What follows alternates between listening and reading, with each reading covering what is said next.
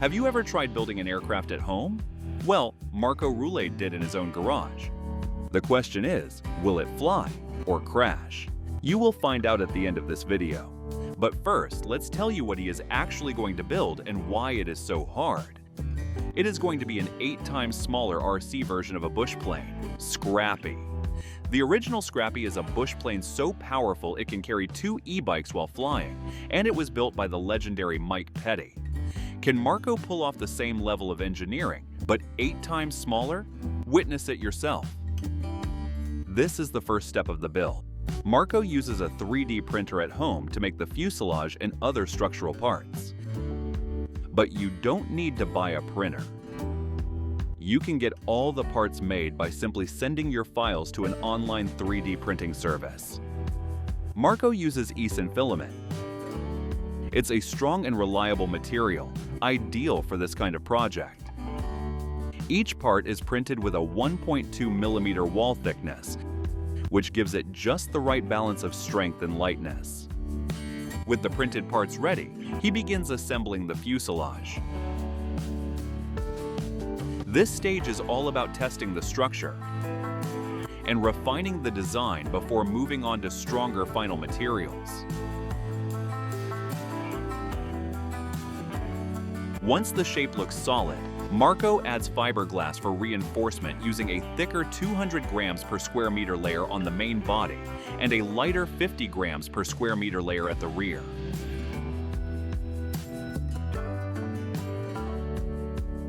To seal and strengthen it further, he carefully brushes epoxy resin over the fiberglass.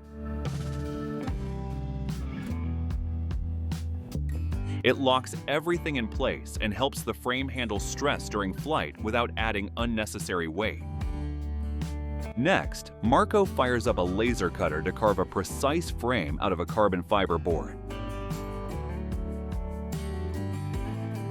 This frame acts as a guide for cutting the fuselage openings, keeping everything accurate and structurally sound.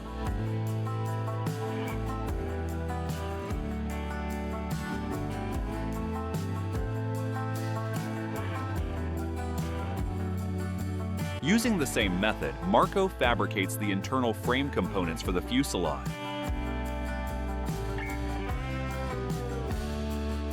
These pieces do more than just reinforce the body.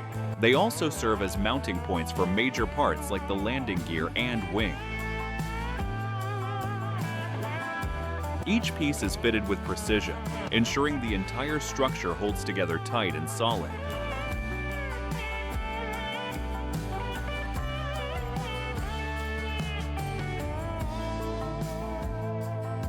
If you're loving this build, subscribe so you never miss one.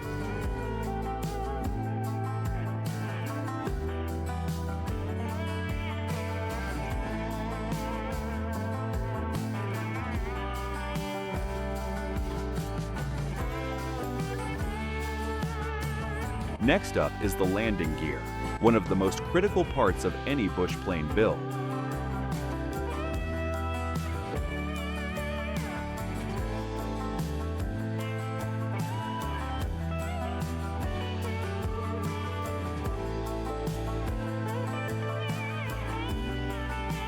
At this stage, he's just test fitting the wheel and its support frame to make sure everything works together smoothly.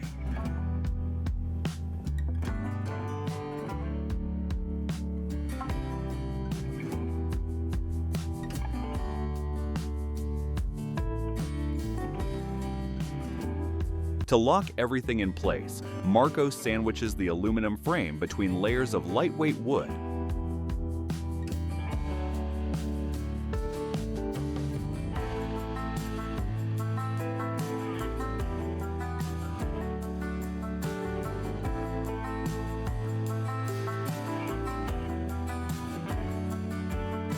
Carefully smoothed down to the exact thickness required.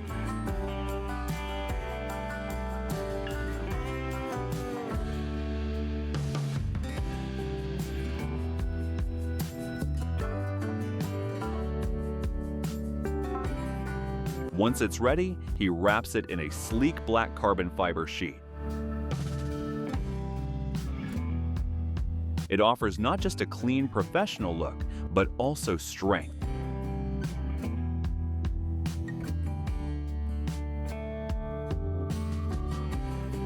Carbon fiber is also incredibly lightweight, making it the perfect material to cover a build like this.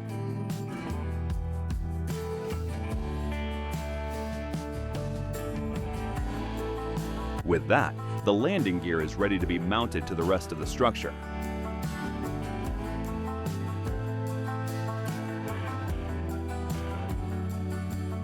Marko drills the carbon fiber landing gear assembly directly into the 3D printed fuselage, bolting the two together for a solid, secure connection.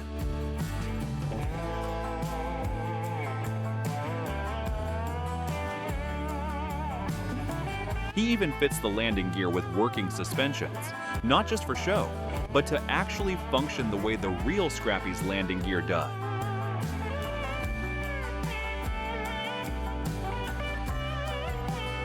If you're wondering where those bush wheels come from, Marko makes them himself, right there in his workshop, and the process more fascinating than you think.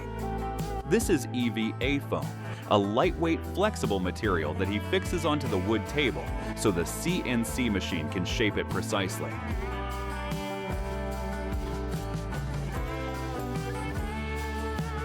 These machines have become increasingly common in fabrication shops and makerspaces, making precision cutting more accessible than ever before.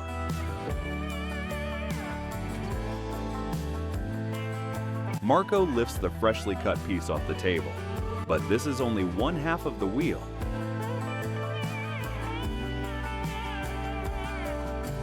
Two of these sides joined together is what makes a complete bush wheel. For the rims, Marko turns to his 3D printer using PAHTCF filament, a high-strength carbon fiber reinforced material that delivers the durability these wheels demand. To bond everything together, Marko uses moment contact glue, a fast-acting adhesive that locks the pieces in place instantly. To assemble the rims, Marko uses 4 3mm wide and 45mm long bolts. The wheel also runs on a 6mm main shaft, which is the central axle that holds the wheel in place and allows it to spin. Finally, Marko sands the wheel down to a smooth, clean finish, and just like that, the bush wheels are ready. Now, let's get back to where we left off. Marko gets to work on the front section, known as the nose cowl, where the engine is mounted and the propeller is attached to generate thrust.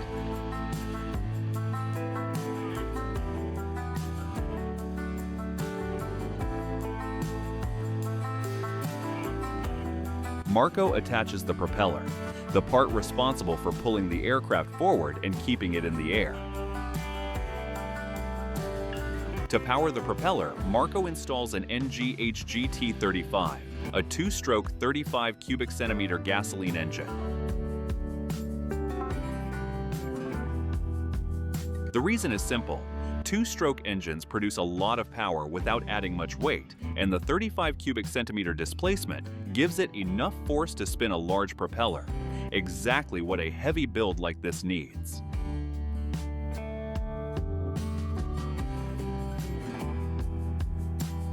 Marko mounts the rear tail wheel, giving the bush plane all 3 points of contact it needs to stand on its own. He prepares the tail section for the elevator, the control surface responsible for pitching the nose up or down during flight. He uses a laser cutter because it delivers extremely precise cuts, especially important for aerodynamic surfaces like stabilizers. Plywood is the material of choice because it is lightweight yet rigid enough to hold its shape under flight load, making it a trusted material in RC aircraft builds for decades. Before moving forward, Let's take a moment to appreciate the man behind this build. Marko Roolaid, the mastermind running one of YouTube's top RC aviation channels. His content is a goldmine for RC enthusiasts, packed with precision, creativity, and pure passion. In every video, he breaks down the complex world of remote-controlled planes, walking viewers through every step of building, modifying and perfecting these incredible flying machines.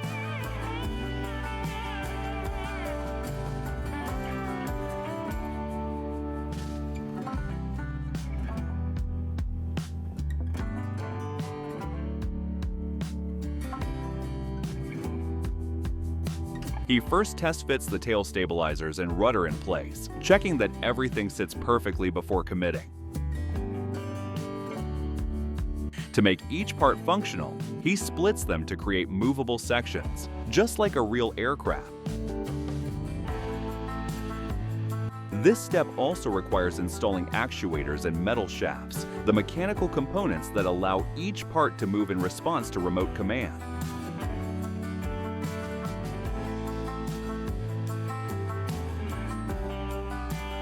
But that's not all. He needs something to run through the structure, acting as a spar to hold everything rigid when the wind pushes against the plane during flight.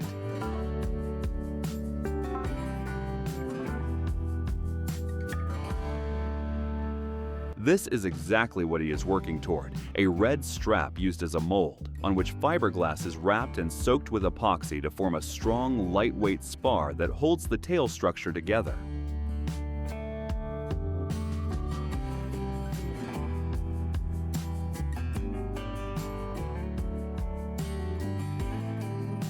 It is then laminated with carbon fiber to give it that classic scrappy look. A steel rod with mounting ends is then passed through the entire assembly, making it structurally strong and fully functional.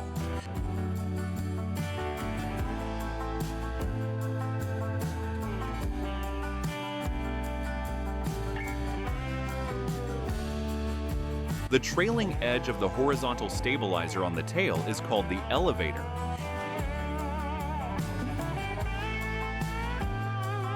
It is a hinged control surface that moves up or down to control the pitch of the aircraft, tilting the nose up to climb or down to descend.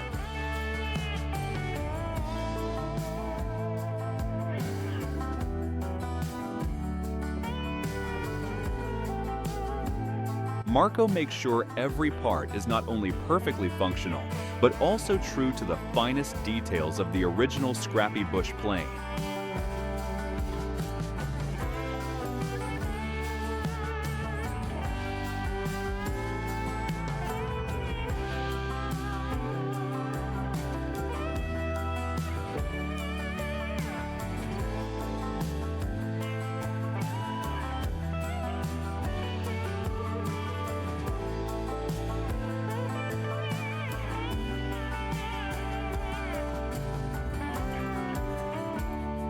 With the tail section complete, Marko turns his attention to the wings. He chooses high-density styrofoam as the core material, lightweight, easy to work with, and simple to shape. Using a hot wire cutting machine, he sculpts the foam into a precise aerodynamic wing profile, maintaining the symmetry and accuracy that stable flight depends on. Once the basic shape is ready, Marko joins two foam segments together to form each wing. But foam alone can't handle the forces of flight, so he reinforces it.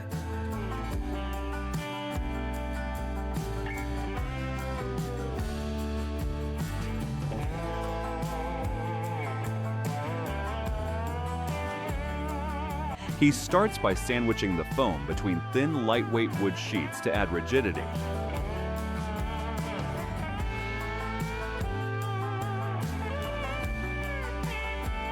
then layers fiberglass over it and applies epoxy resin.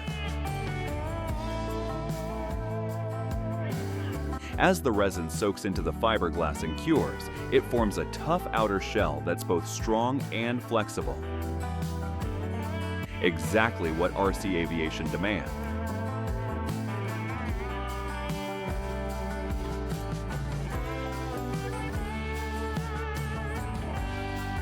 Now that the resin is fully hardened, Marko trims the wings and carves precise cutouts to allow for proper movement and functionality,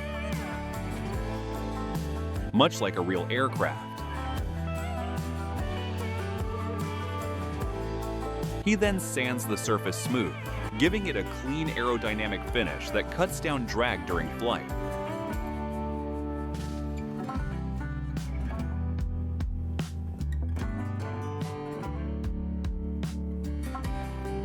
From there, Marko carefully cuts sections of the wing to create an aileron and a flap.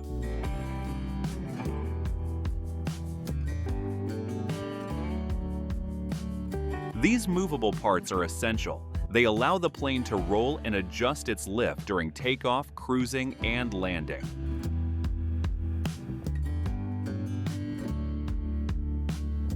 Because wood naturally has a rough, grainy texture, the wings are sanded down to smooth out those imperfections.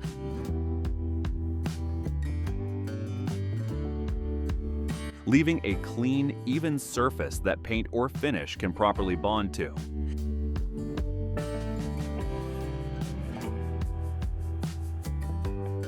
The rear edge of the wing, known as the trailing edge, is where the aileron sits.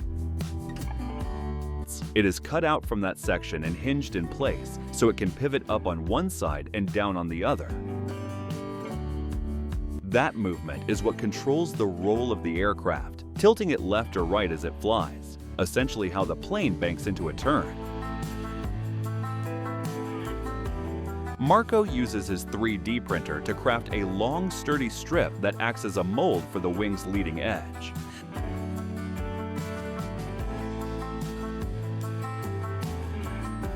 The process is much the same.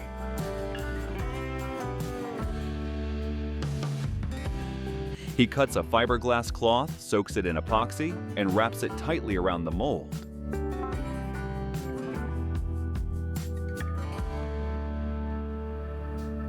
Once it cures, a metal bar is passed through it to add rigidity. This will serve as the main support spar for the wings.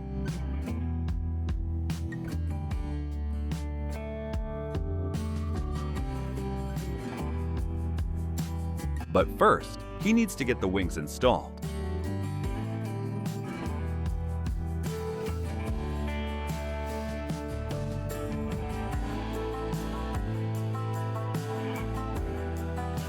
Both supports run beneath the wings, connecting directly into the fuselage to keep everything locked in place.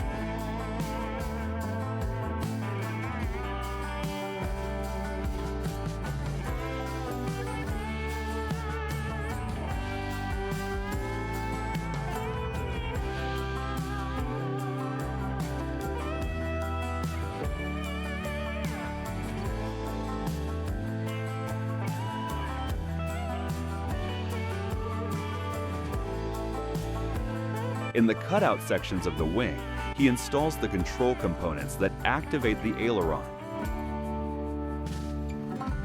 carefully running the internal wiring to make sure everything responds cleanly to remote command.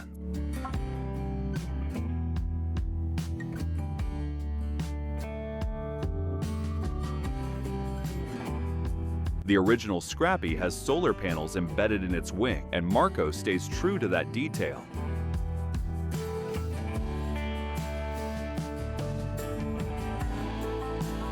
Replicating the same look on his scaled RC version.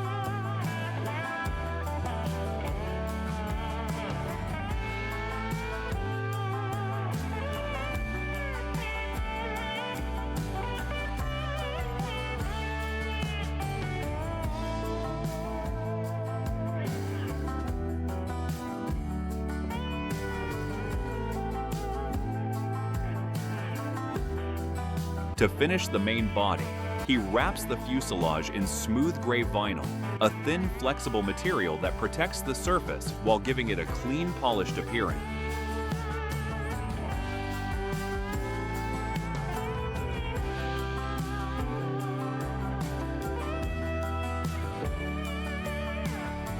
The tail section gets a bold black finish with Scrappy's name proudly displayed.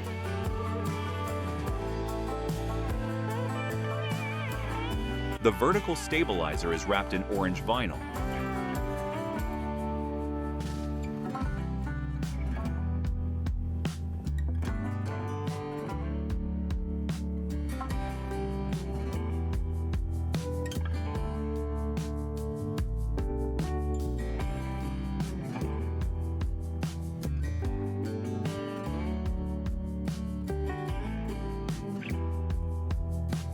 And the horizontal stabilizer is finished in gray,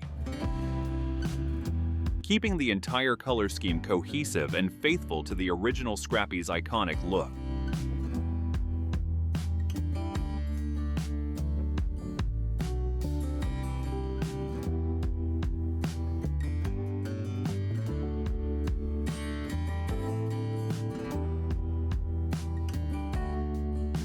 The wiring is perhaps the most delicate part of the entire build. He carefully routes and connects every wire, ensuring the wings and all onboard components receive power and respond exactly as they should.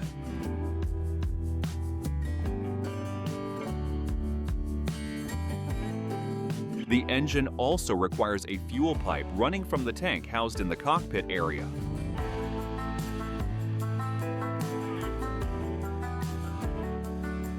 Along with wiring connected to the control board.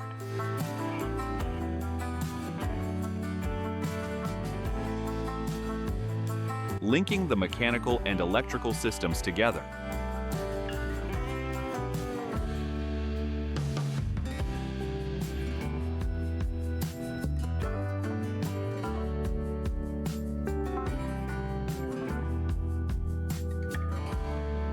To verify everything works, he installs the batteries inside the fuselage, the heart of the electrical system that keeps it all running.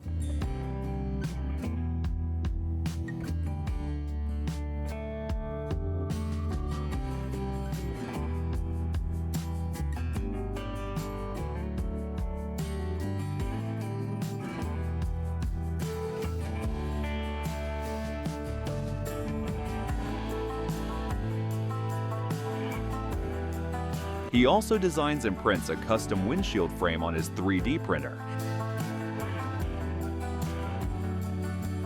then fits in the transparent windows and windshield with precision, giving the cockpit a clean, professional appearance that matches the quality of the rest of the build.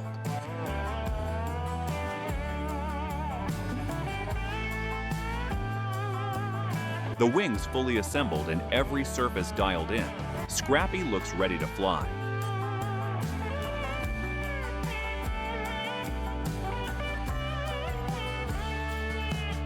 But before it takes to the skies, Marko runs a full systems check, testing each servo, inspecting the linkages, and making sure every control input syncs perfectly with the remote.